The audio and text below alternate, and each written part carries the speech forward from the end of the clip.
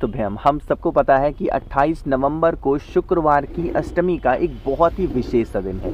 देखो, अष्टमी अपने आप में खास होती है, लेकिन अगर कोई भी अष्टमी तिथि शुक्रवार के दिन पड़ती है तो सीधा हम वो किसे समर्पित करते हैं? माता लक्ष्मी को, ठीक है ना। तो इसीलिए आज आप सभी को 7 लौंग और 7 काली मिर्च का एक छोटा सा उपाय करना है, जिससे आपके घर में कभी नज़र, टोने, टोटके हाय नहीं लगेंगे और माता लक्ष्मी का तो आशीर्वाद सदैव बना रहेगा। लेकिन अब एक चीज़ का ध्यान रखिएगा, यह उपाय आपको बाहर नहीं करना। बाहर का मतलब कि बाहर किसी मंदिर पे नहीं करना। आपके घर के अंदर जो भोले बाबा का शिवलिंग है, छोटा है, बड़ा है, मंदिर है, नहीं है मंदिर, बट शिवलिंग है, वहाँ पर उपाय को करना होगा। चीज़ें क्लियर हैं क्या? चलो समझने की कोशिश करते हैं। स्क्रीन पर आप लोग को काली मिर्च दिखाई दे रही है ना। मैंने क्या बताया आपको? 7 लौंग और क्या लेनी है?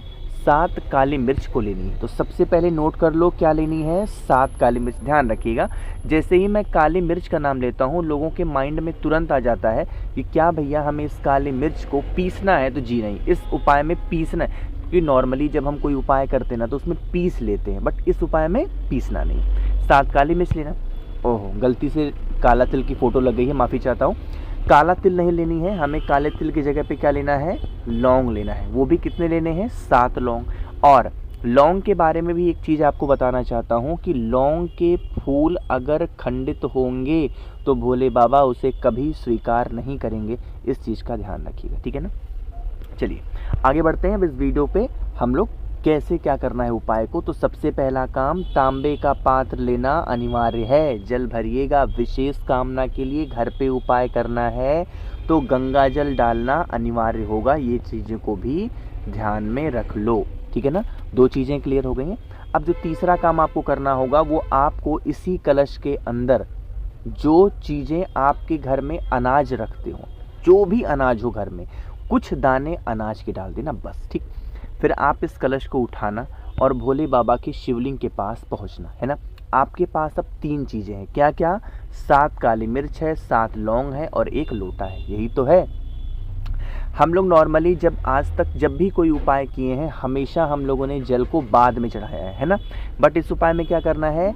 जल हम सभी को पहले चढ़ाना है। लेकिन पहले भी जो चढ़ाओगे जल को, उसकी भी जो विधि होगी वो डिफरेंट है, वो अलग है ना। देखो कैसे, जब जल चढ़ाते हो तो कैसे करते हो? ऐसे कलश का मुख होता है, लोटा ऐसे होता है, ऐसे यहाँ से पकड़ते हो और जल भोले बाबा के शिवलिंग के ऊपर गिराते हो, ठीक है ना। लेकिन इस उपाय में जल ऐसे नहीं चढ़ाना है। कैसे? आप लोगों को पात्र का जो मुख होगा उसे अपनी तरफ रखना है और फिर ऐसे पकड़ करके, मतलब जल आपकी तरफ गिरना चाहिए। खड़े तो यहीं पे हो ना, उत्तर दिशा पे, तो लोटे को क्या पड़ोगे? अपनी तरफ करते हुए जल को चढ़ाएंगे, ठीक है ना। पहला काम कंप्लीट।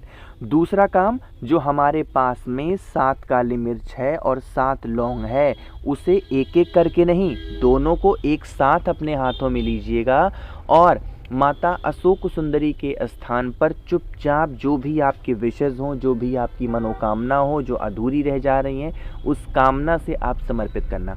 हाथ जोड़ करके यही विनती करना कि हे शिव शंभो, अच्छा सॉरी, आपको मैंने बताया नहीं किसके नाम से चढ़ाना है। आपको आज के दिन महादेव का अवधूत रूप स्मरण करना है। रिपीट कर रहा हूँ, क्या बोलोगे? अवधूतेश्वर महादेव के नाम से आप समर्पित कर देना। इससे आपकी फैमिली में, परिवार में किसी भी प्रकार से कोई संकट, परेशानी, समस्या नहीं आएगी, ठीक। ये तो हो गया पहला काम। दूसरा काम क्या करना है? इससे पहले 2 दिन पहले मैंने नियम आपको समझाया था कि आप जब विशेष कामना के लिए गए हो तो जो पुरुष हैं, मेल, वो क्या करेंगे? ओम नमः शिवाय का जप करते हुए उपाय करेंगे। जो महिलाएं हैं, स्त्री हैं, चाहे शादी हो गई हो या शादी नहीं हुई हो, उससे मतलब नहीं है, अकेले पूजा करने गई हैं, स्त्री हैं, तो वो ओम का उच्चारण नहीं करेंगी। क्या बोलेंगी? सिर्फ नमः शिवाय। लेकिन अगर पति पत्नी दोनों साथ में गए हैं तो क्या बोलना है? ओम नमः शिवाय। इस नियम को ध्यान में रखते हुए इस उपाय को करिएगा, ठीक। चलिए आगे बढ़ते हैं। अब इस वीडियो पे करने वाले हम लोग दूसरे उपाय की तरफ, और ये जो दूसरा उपाय है स्पेशली हम लोग करने वाले हैं 2 चीज़ों को लेके। पहला कौन सा है? कर्ज मुक्ति है, और दूसरा कौन सा है? पैसे के लिए। घर में धन नहीं आती, माता लक्ष्मी का आगमन घर में नहीं है, देन आप इस उपाय को ज़रूर करेंगे, ठीक है ना। नियम समझते हैं। यहाँ स्क्रीन पर आप लोग को दाल दिखाई दे रही है ना। कितनी दाल लेनी है? 41। गिन करके चने की दाल लेनी है, वो भी कितनी, मात्र 41 दाने चने की दाल को लीजिएगा, ठीक है ना।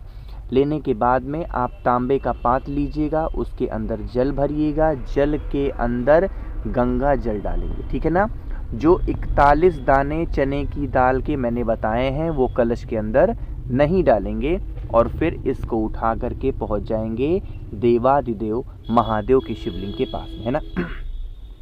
माफ़ी चाहता हूँ कि मैंने एक फ़ोटो आपको नहीं बताई कि कौन सी लेनी है, एक फ़ोटो मैं नहीं लगा पाया और वो फ़ोटो थी शहद की, ठीक। जब कभी मेरे एक नियम समझ लो, जब कभी भी धन संपदा का उपाय करो तो हमेशा शहद को ले लिया करो, ठीक है ना, ईजी हो जाएगा आपके लिए। अब क्या करना है, सबसे पहला काम हम सभी को खुश किसे करना है, माता अशोक सुंदरी को। तो माता अशोक सुंदरी के स्थान पर पहले क्या करोगे, शहद का लेपन करना, और शहद का लेपन करने के बाद में जो आपके पास में 41 दाने हैं उन 41 दाने चने की आपको यहीं पे चढ़ा देने हैं। जैसे मैंने चढ़ा दिया एज सच आपको भी चढ़ाना है। जब चढ़ाओगे तो आप लोगों को किसका ध्यान करना है, रिद्धि सिद्धि का स्मरण करना है, ठीक है ना। रिद्धि सिद्धि का ध्यान करते हुए चने की दाल चढ़ाना। लेकिन जब जल को चढ़ाओगे तो जल को चढ़ाने के लिए महादेव का एक रूप है, और वो रूप कौन सा है, कुंदुक रूप, यानी कि कुंदकेश्वर महादेव के नाम से आप चढ़ा देना। इससे कभी आपके घर में धन धान्य की कमी नहीं होगी, और अगर कर्ज की समस्या है तो वो समस्या भी खत्म ज़रूर हो जाएगी, ठीक है ना। चलिए आगे बढ़ते हैं। बस वीडियो पे हम लोग करने वाले तीसरे उपाय की तरफ, लेकिन कैसे करने हैं, कहाँ पे करने हैं, सब कुछ बात करूँगा। सबसे पहला काम है, जल्दी से करिए वीडियो को लाइक। जिसने अभी तक चैनल को सब्सक्राइब नहीं किया और मेरी आवाज़ आप पहली बार सुन रहे हैं, चैनल को ज़रूर सब्सक्राइब करेंगे। देखो भाई, समझने की कोशिश करते हैं इस उपाय को। शुक्रवार का दिन है और ये उपाय ना बताऊं ऐसा कैसे हो सकता है। तो अगर आपकी कोई ऐसी इच्छा है जो अधूरी रह गई है, नहीं पूरी हो पा रही है, कोशिश किए जा रहे हो, देन आप इस उपाय को करेंगे, ठीक। इसके लिए हम सभी लोगों को बेलपत्र चाहिए, कितनी, 7 बेलपत्र की आवश्यकता पड़ेगी। कितनी बेलपत्र, 7। अब जो 7 बेलपत्र लोगे, अगर मान लेते हैं बेलपत्र 7 नहीं मिल पा रही है तो बिल्कुल परेशान मत हो, फिर एक ही बेलपत्र ले लो, ठीक है ना। लेकिन अगर 7 मिल जा रही है तो 7 लेना, ठीक। कहाँ पर जाओगे, भोले बाबा के शिवलिंग के पास जा करके खड़े हो जाना, ठीक। यहाँ पर पहुँच करके जो आपके पास में 7 बेलपत्र है, उन 7 बेलपत्र को एक एक करके कहाँ चढ़ाओगे, माता अशोक सुंदरी के स्थान पे। जैसे मैं चढ़ा रहा हूँ ना, ऐसे ही आप लोगों को भी क्या करना है, बेलपत्र को चढ़ाना। ध्यान रखिएगा, बेलपत्र को एक साथ नहीं चढ़ाना है, एक एक करके चढ़ाएंगे। पहला काम, अगर आपके पास में 7 बेलपत्र नहीं है, मेरी बात सुनिएगा, अगर आपके पास में 7 बेलपत्र नहीं है तो उसी एक ही बेलपत्र को 7 बार माता अशोक सुंदरी के स्थान पे टच कर करके आपको समर्पित करना है। समर्पित करने के बाद में आपके पास में जो 1 लोटा जल है, अब उस 1 लोटे जल को डायरेक्ट नहीं चढ़ाएंगे भोले बाबा के शिवलिंग पर। क्या करना है, आप लोगों को पहले जल चढ़ाना होगा माता अशोक सुंदरी को, और पूरा जल नहीं चढ़ा देना है। आधा जल चढ़ाएंगे माता अशोक सुंदरी के स्थान पे, और बाकी का आधा बचा हुआ जल आप भोले बाबा के शिवलिंग के ऊपर चढ़ाएंगे, ठीक।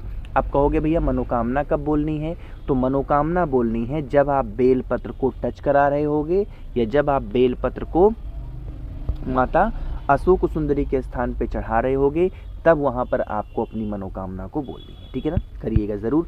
आखिरी उपाय की बात हम लोग करने जा रहे हैं, जो कि स्पेशली हमें शहद के साथ करना है।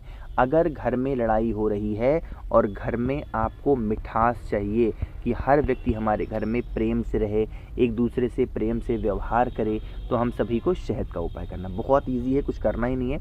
बस नॉर्मल सा जो शहद आपके घर में हो या मार्केट में अवेलेबल है उसको लेके आना, और माता का हस्त कमल एक स्थान होता है, कहाँ पर, जिस स्थान पर भोले बाबा की ये पिंडी विराजमान होती है, तो ये वाला जो स्थान होता है किसका होता है, माता का हस्त कमल, यानी माँ पार्वती का।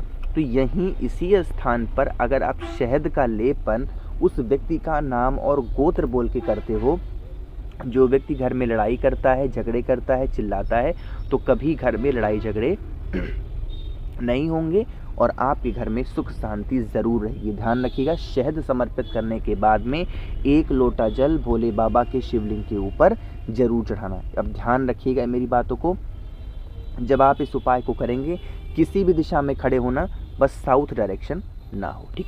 तो मैंने कोशिश की आप सभी को सब कुछ अच्छा प्यार से विस्तार से बताने की। वीडियो पसंद आई हो तो लाइक करिएगा, कुछ पूछना है नीचे कमेंट सेक्शन में पूछें, और मेरे जितने भी भाई बहन आवाज़ पहली बार सुन रहे हैं चैनल को ज़रूर सब्सक्राइब करेंगे। श्री शिवाय, नमस्तुभ्यम।